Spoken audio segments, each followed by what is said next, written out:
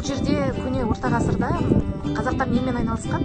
Бұл қазба жұмыстары кезінде мынау орта ғасырлық үй-жайлардың шаруашылық орындарда көптеген малдың сүйектері және балықтың сүйектері өте көптеп кездесті.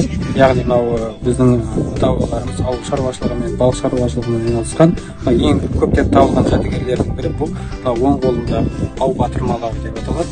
Яғни ау соны батыруға арналған қыштан жасалған, күйдірілген қыштан жасалған құралдар. Ал сол қолындағы сол ауларды тоқуға арналған сүйектен жасалған, яғни ірі қара малдың сүйегінен өңдеп және оны үстіңгі жақтарынан екі жағынан кесіп, сол ауды тоқуға арналған құралдарды көруімізге болады. Яғни Қытай фарфоры деп аталады, яғни селадон ыдыстан жасалған, түсі жасыл түсті. Жалпы бұл көбіне байлардың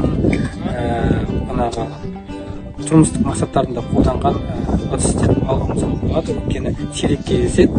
Бұл ыдысқа, яғни тағам құйған кезде оның тағамның құрамында қол болатын болса, ол түсін өзгертетін бұл ыдыс, яғни Қытай фарфоры, яғни сонысы ерекше болатын.